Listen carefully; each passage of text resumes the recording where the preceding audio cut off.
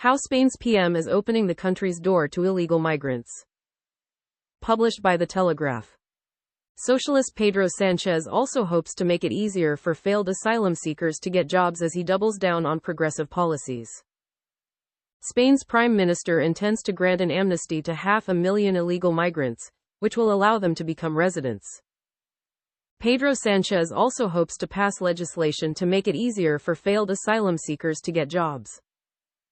The socialist leader is doubling down on progressive policies, in a culture war between left and right that has evoked the divisions of the two Spains of the Civil War.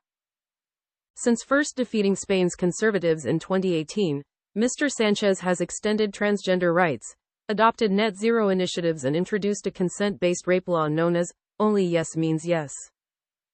His championing of immigration comes when most of Europe's leaders are cracking down on illegal migration and calling for tougher measures, including offshore deportation camps. The Prime Minister has announced sweeping changes to make it easier for migrants, whom he called the great motor of economic development, to settle in Spain.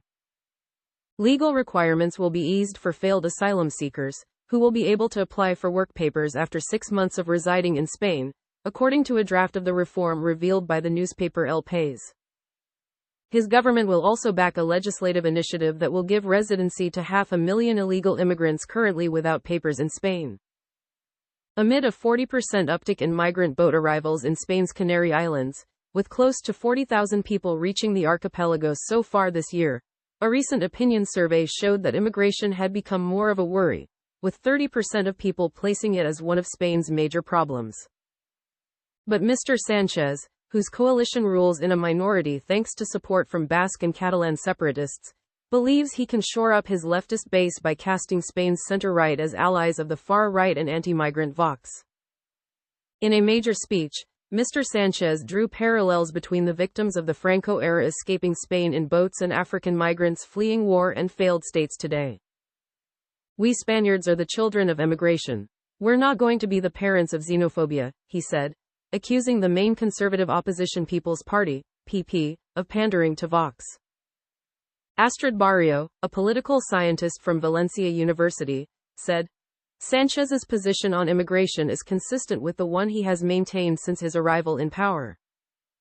But now there is this social alarm over massive arrivals in the Canary Islands, stirred up by the radical right, and he is exploiting this to rearm himself in the culture war." In 2023, Mr. Sanchez's Socialist Workers' Party lost a snap election he called as a plebiscite on his rule. But he managed to unite his ragtag coalition of left-wing groups and separatist regional parties in a spirit of "no pasarán, they shall not pass," against a possible PP and Vox coalition.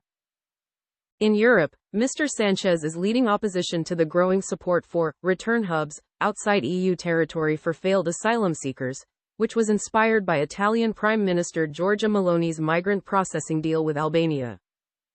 Ireland and Belgium also oppose the return hubs. Like Dublin, Madrid this year formally recognized Palestine as a state and is among the EU governments critical of Israel's war in Gaza. But Spain has not always had such liberal immigration policies.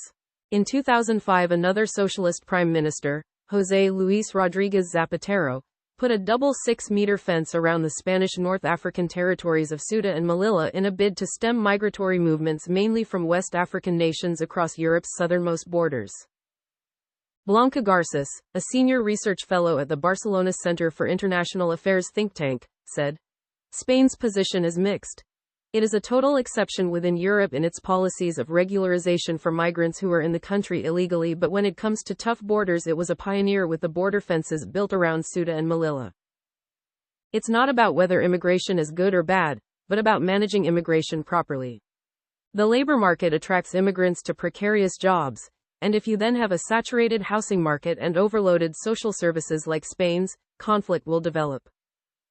Dr. Barrio agrees that Mr. Sanchez is playing with fire as he seeks to benefit from political polarization on the sensitive issue of immigration. Spain needs manpower, but it cannot accommodate it due to lack of infrastructure. This will generate undesirable situations that will only boost the case of those anti-immigration forces like Vox, she said. Trusco Antonio, a 29-year-old immigrant from Equatorial Guinea who now lives in Móstoles, southern Madrid, said he supported Mr. Sanchez's policy of making it easier for migrants to get legal papers after he spent close to 6 years in an irregular situation in Spain. But what is the point of being legal if you can't afford to pay rent? The government needs to get a handle on housing, Mr. Antonio told the Telegraph. Like the French President Emmanuel Macron, Mr. Sanchez may end up regretting gambling the center for political gain.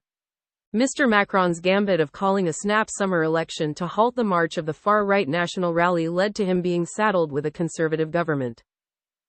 This climate of polarization can come back and hit you like a boomerang, warned Dr. Barrio.